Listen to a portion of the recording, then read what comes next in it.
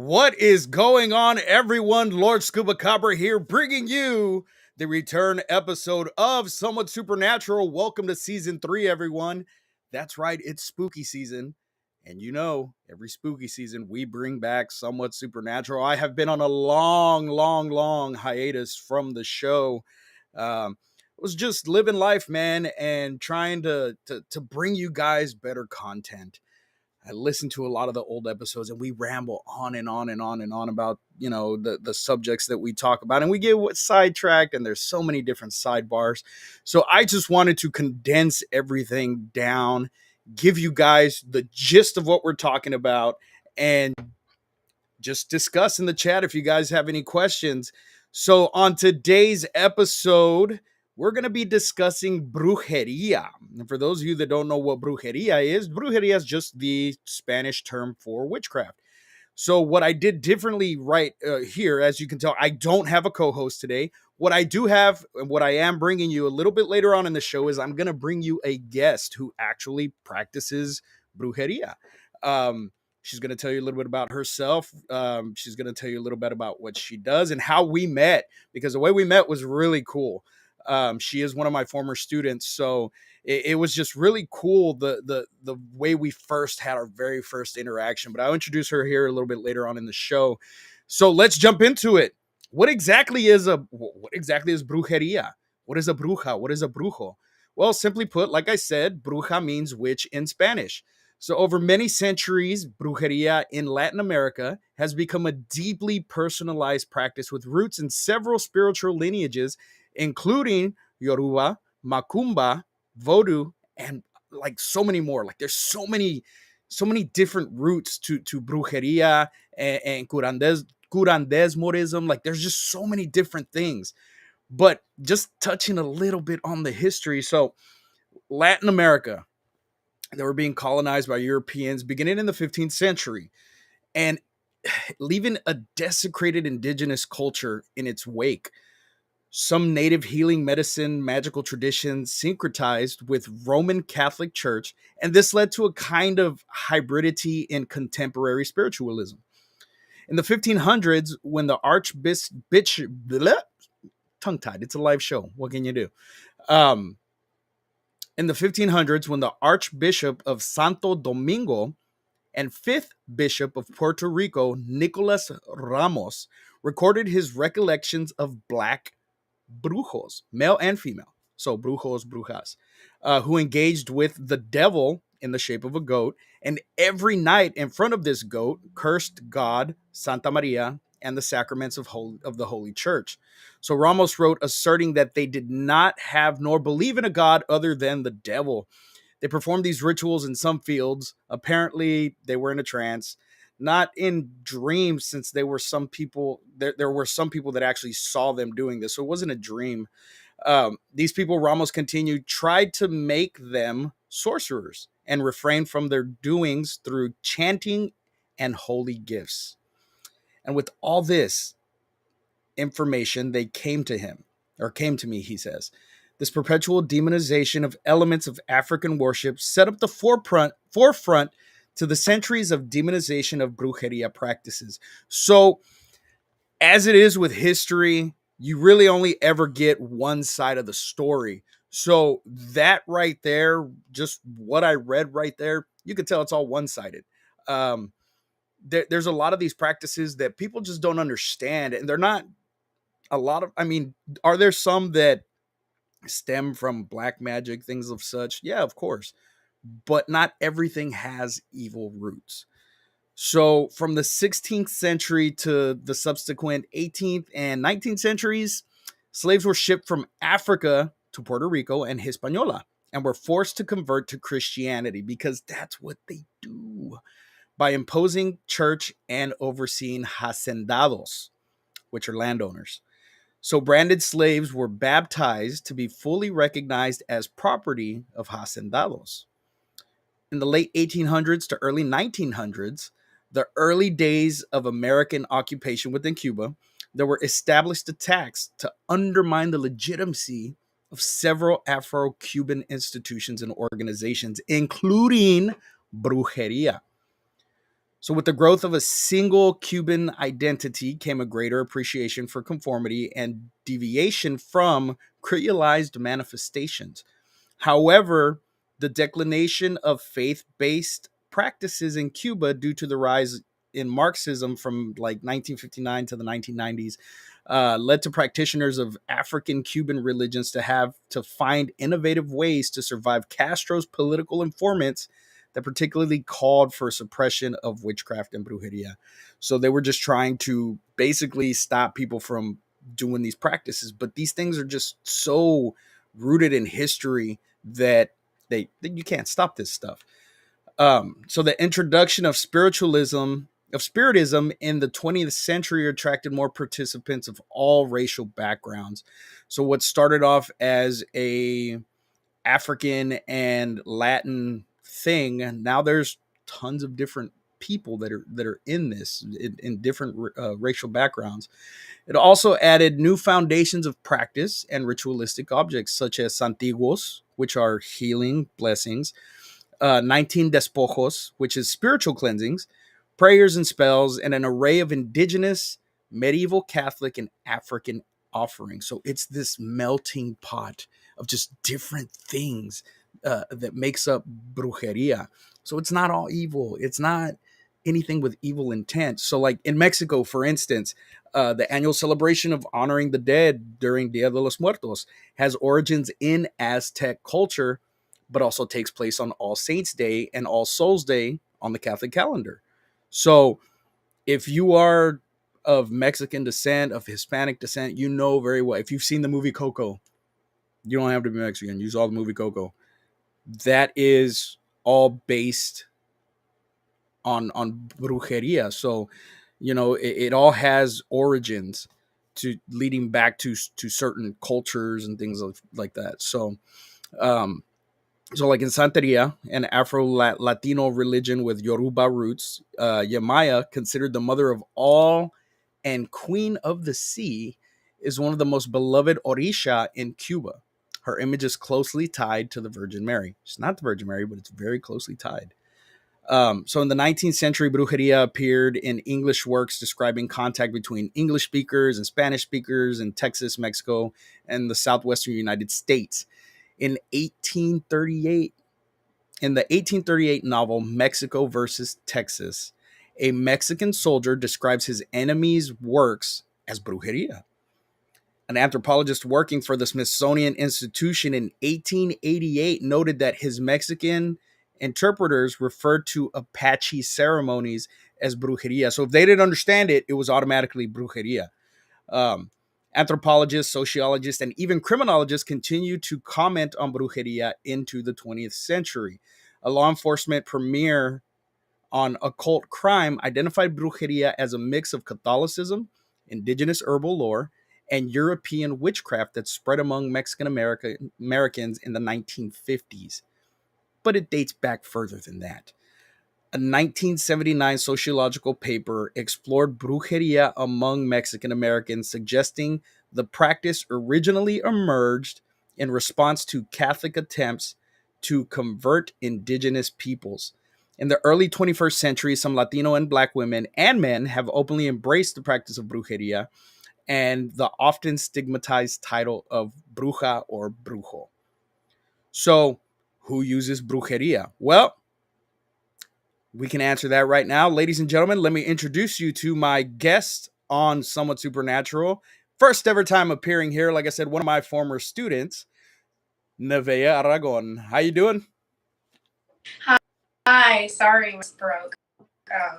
It's kind of falling apart. We're gonna have to get a new one. But hi, I've been not per se practicing brujeria, but been a part of brujeria. I was around, I want to say, 2 or 3 when everything took place. It's a big part in my household. Everyone here kind of just we've normalized. A lot of people like to say that it's a historical thing. It is, and sometimes now in the world we live in, Jesus. But a lot of people, many of us can come with it, or we can normalize it in life, but most of the original and more so formulated part you are born, or when you're basically, I guess, like welcomed. I don't really know how to explain that part. Yeah. But do you want me to start with how my experience? Yeah. Tell us about your experience, because you said it started early on in your life. So, and like with me, my earliest memories are paranormal, and that's why I do paranormal investigations, because I saw a lot of messed up stuff. That's why I do this show, is because that is a passion of mine. One of my earliest memories is of seeing a ghost. So I'm very interested to find out on what was your early experience with this type of situation. First, I would say, because I don't really know how to formulate that into like non-normal words, but basically, when I was little, you've already known, like, I had cancer. I was little. I had leukemia. It came later on in life, but I was around 3 years old when I symptoms of it. One day I had a bloody nose, and worse and worse. My mom took me to the hospital. Eventually, I ended up being hospitalized and diagnosed with cancer. I was laying in my hospital bed one day, and I seen a little girl just roaming, talking to her. Every day she'd come in my room, she'd ask how I was doing. She was in a full hospital IV, and so I would be very confused when my mom would ask who I was. So kind of just sit there, and I remember this vividly. I was 3 or 4 at the time, and Mom, you don't see her? Like, it's a little girl. And she goes, I know who it is, baby, but she's not real. And she was like, no, baby, she's not alive.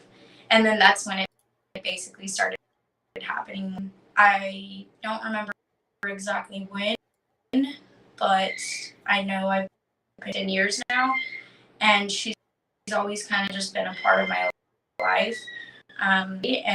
And she, I didn't really realize it that she was. My mom thought, oh, it's just imaginary friends. Even though I can see her, she's just an imaginary friend to me. I started getting more involved with my grandmother, who actually comes from Mexico. Sense to me. Pieces were falling into place. So Lily, I've had this doll when I was 3. I've had this doll basically since I was born. Her name is Lily. She is third class. She's everything about her is perfect. There's nothing cracked. She's a perfect little girl. Well, I guess when I would see this little girl named Lily, I didn't really. She came from the Conjuring house that she was, I guess, a vessel. She was tied to this vessel. She lived in this vessel. It was her life. I started, I think, around 7. I started to realize that she was tied to this doll, and I started talking to the crystal, which is a pendulum. We would talk to her through Ouija boards and spirit boxes. And now, when I was very little, they told me I wouldn't have a daughter, I wouldn't have a son, I wouldn't have kids. Had 0% chances of ever having a child from a very early age to having a surrogate. I fortunately got blessed in 2000. Very, very sweet and loving baby girl, and her name is Julie. She's watching. They told me she wouldn't be doing that until she was at least 5 years old. She would be completely. She wouldn't talk to me. She wouldn't do anything with me. Unfortunately, she does that now. I'm running around with her baby cousin. She's something right now. She's playing.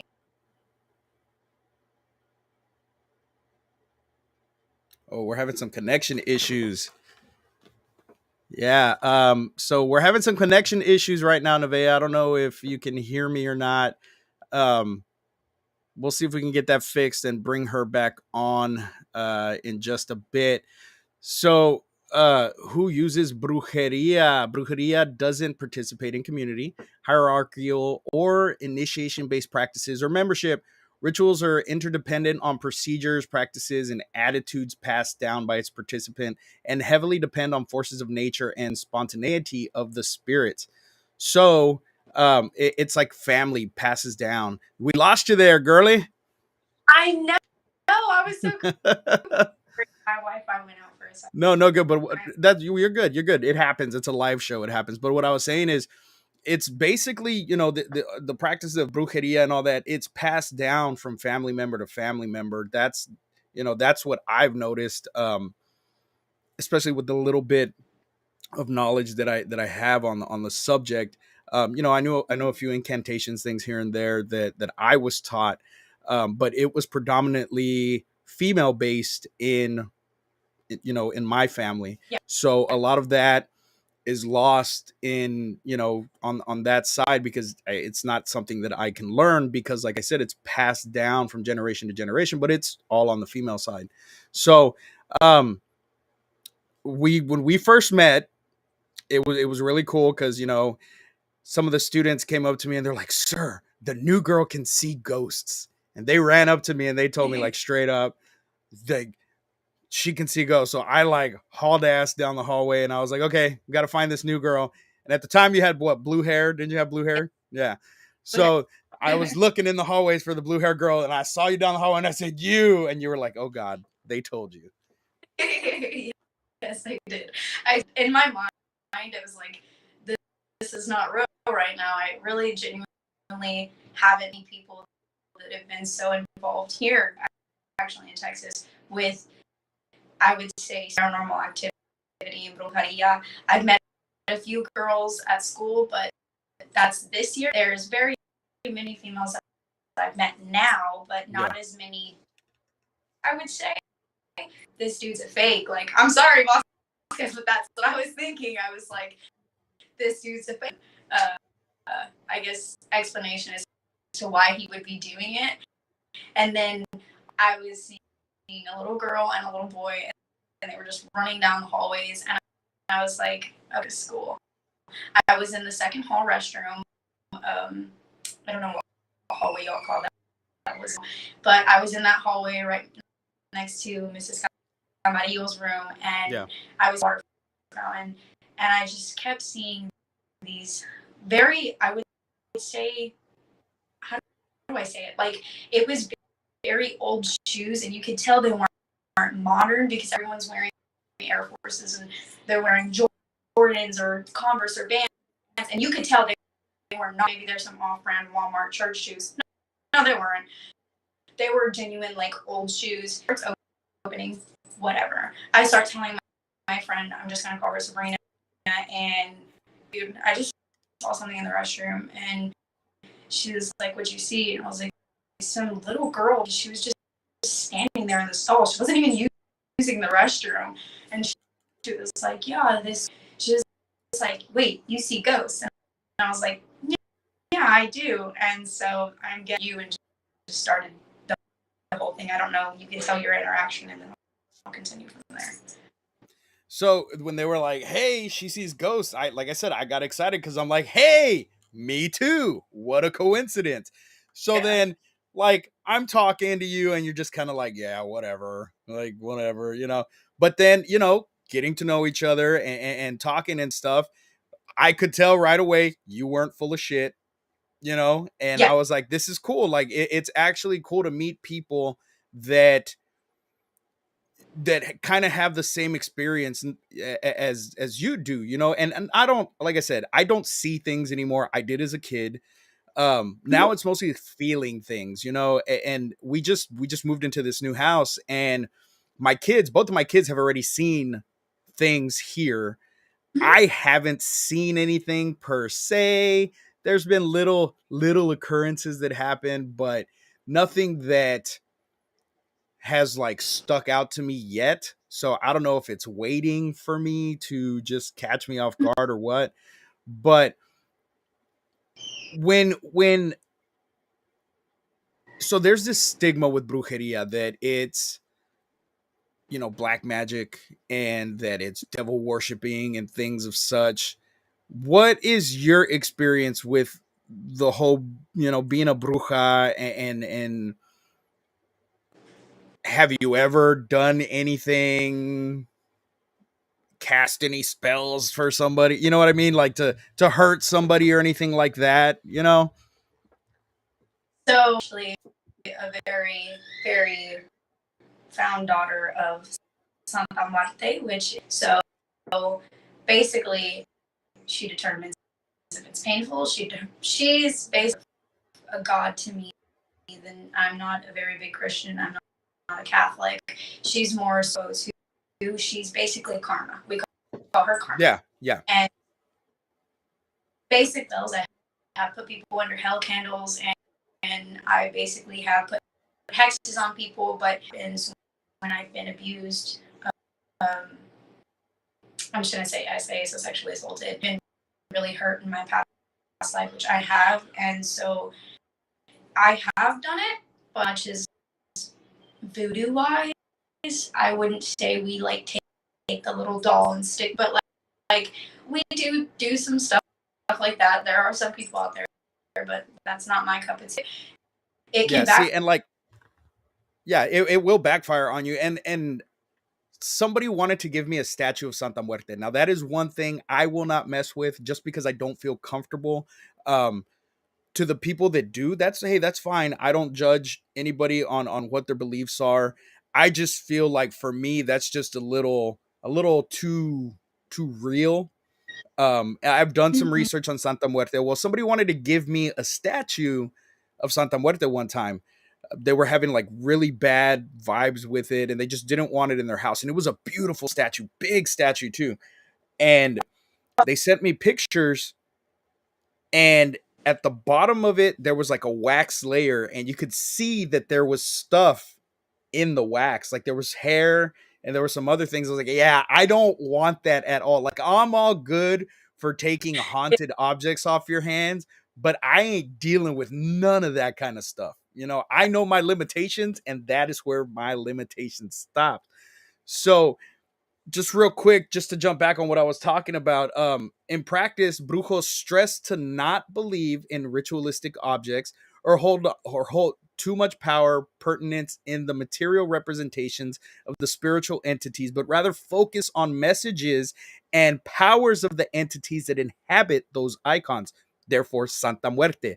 That's why, people worship her idols, and it's it's crazy. There's facts behind it, and there's a lot of that people can say, oh, no, no, no. There's proof. There's proof that stuff works. Power is sensed and manifested when the voices of spiritist entities like Santeria Orishas and the recently deceased are brought on by brujeria rituals, divination, trance, and the making of magic works. The spirit's abstract means of revelation include through emotions, through senses, and through healings as a mean to transform the emotional, uh, to some extent, psychological states of participants. So it's what you believe essentially. If you have, it's like voodoo. You have to believe in voodoo to work for voodoo to work. If you don't believe in voodoo, it's not going to work. So that's a lot of things, a lot of it too with all this, brujeria and stuff. I saw this guy on TikTok, and I haven't followed up on him, but I was getting very interested on his thing. And I know you're a teenager, you're all up on TikTok, but there was, and I don't know if you ever came across it, but there was this guy, and he was daring all of the witches of TikTok to curse him. So he was calling out all these witches. He was basically saying, oh, you're all fake. None of this stuff really works. He sent a piece of his hair and some other stuff to this one witch that was going to cast a spell on him. Nothing happened. So that goes hand in hand with the whole thing that you have to believe in this stuff for it to work either for you or against you. But the thing that got me was when the witches of TikTok were like, oh, well, you're a warlock. That's why it didn't work against you. So people were calling him out saying, well, the reason it didn't work on you was because you also do this stuff. You're just trying to make us look dumb because you're basically gaining energy from all of this that is being put on you. The dude Yeah. disappeared. He disappeared off of TikTok. Have not seen him. Like I said, I was following his videos because I was like super stoked to see like what the outcome would be. So whether he is a warlock that was draining the witches of TikTok, I have no idea. But it was really cool experiment that he was doing when it came to witchcraft, brujeria, uh, uh, uh, all those different things, the different titles that it holds. Um, what is the Give one me like instance? Do what? Okay, you're good. You're good. No worries. So, there's been a lot of brujeria in media. So the name and practice appeared in multiple popular films and TV shows, and there's a Mexican band called Brujeria that's been playing hardcore metal since 1989. In 2016, rapper Azalea Banks caused a stir when she posted a video of a floor covered in dry blood and chicken feathers, which she described as the result of 3 years worth of brujeria. So Nevaeh had to step away. So you're just going to get this mug right here talking about this stuff. And like I said, this is going to be a really long episode. I just wanted to bring you guys a little bit about brujeria and its history and the stuff that goes on. So there's also references to Santeria and other forms of brujeria found all throughout the world, including in pop culture. So Beyonce paid tribute to Ocean, the Orisha of sensuality and love, during the 2017 Grammys.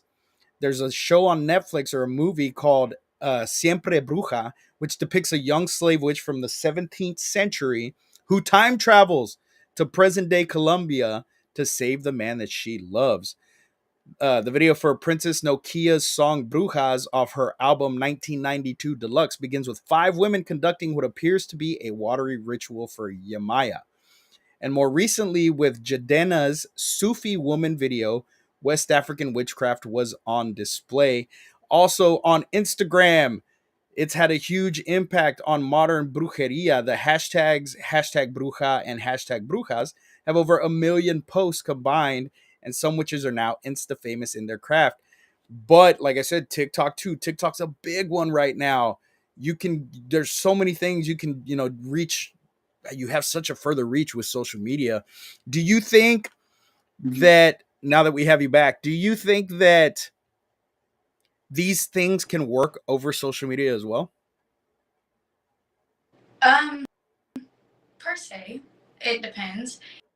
If you have to work, if you believe in it, and if you don't, it's just gonna go against you at all costs. Recently, actually, I was dating a dude, and we were meeting up in person. I've gone over to his house. I connected with his mom, and they are Santa Muerte. And there was just so much that I had told her, and it was still registering in her brain, and she automatically didn't like me because so that played a big role.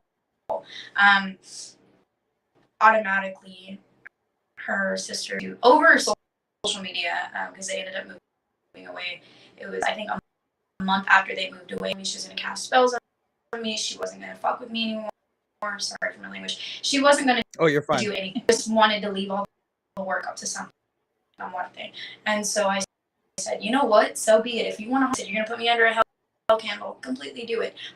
I said I have no problem with it. At the end of the day, religion stands, and I have no problem with you doing it. And so she went ahead and did it for about 2 weeks, and it got to the point where I thought it was COVID. I went to the hospital, and it looks like you have a tumor. And so I went in for a CT scan, and it was like I had went into a CT scan an hour later. Just prayed and prayed and prayed to Santa, like, I'm sorry for what I did. I had no control over what I did. I had no control over of how I perceived my child. I had no, and so and that second I went into the CT scan, they said, you look fine. They said, you don't have a tumor. I got sent home. I've been perfectly fine, legit, ever over social media.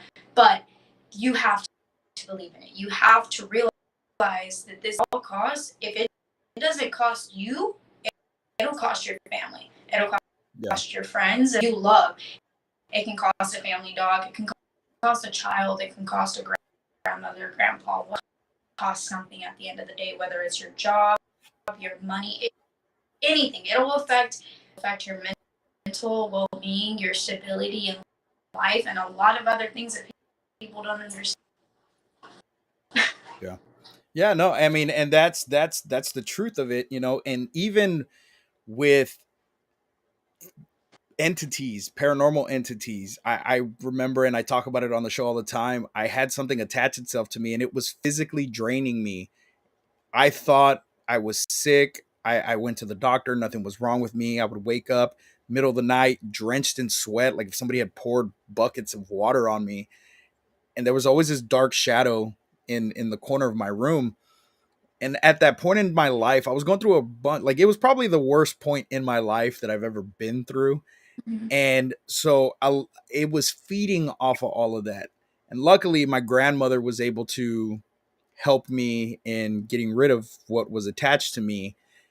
And I wish, like I said, I wish I could just have a little smidge of what she knows. But unfortunately for me, I was born a man, and that just isn't going to transfer over. So, but it was really cool having you on the show. I appreciate you so much. I know we've been talking about this for like a long time. It's been like over a year that we've been talking about getting you on the show. So I appreciate you coming on. Do you have any socials you want to drop or anything like that where people can reach out to you if they need help or anything?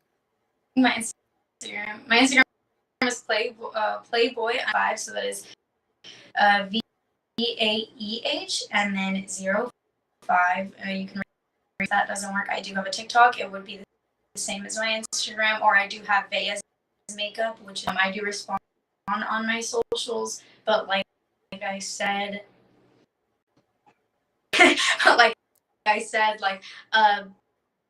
reach me on there. I'm a very big thing to people. At the end of the day, I don't judge anybody. So if you guys feel I've seen a lot. I've been through a lot. I'm currently dating a dude, and his mother passed away. I have connected with his mother. I see her. She walks around my room. Actually, my jewelry just went missing. And I felt the way that she had painfully died. And like I said, if you guys are scared to be judged, and you guys are terrified of slowly talking yourselves into letting yourself do it, mentally you have to be prepared for it. If a family member is dead or missing, I can't do that unless they're dead. But if they're missing and they're alive, I can't unfortunately talk them into like, hey, go home in person or over the phone. But I could most definitely send you prayers and do what I said. Thank you so much. Thank you. Awesome. So, in short, brujeria isn't a fantastical or fairy tale like practice, but a conscious, intention based one. It may be shrouded in mystery, but it's mainly about tapping into a deeper language of the universe. And to answer you, Big Papa, no, it's called Restream. Look it up in Google. That's how I do these interviews, and I just set it up, and you can put your Twitch in there and all your other uh, socials in there. So I'm live streaming across multiple platforms right now. Once again, guys, thank you for joining me on this first episode back of Somewhat Supernatural. I appreciate you guys. And as always, you can find me on Instagram at Host with the Ghost. Also, you can find me at TikTok and Twitch at Lord_Scuba Cabra. I'm on Snapchat too and Twitter, I believe, at Lord_Scuba Cabra. So find me on there. I'll see you guys in a couple of weeks with another topic. I'm trying to get a medium on here. I've been talking to her for a while to see if I can get her on here to talk to us about talking to the dead. So we'll see when that happens. Thank you guys for joining me here on Somewhat Supernatural.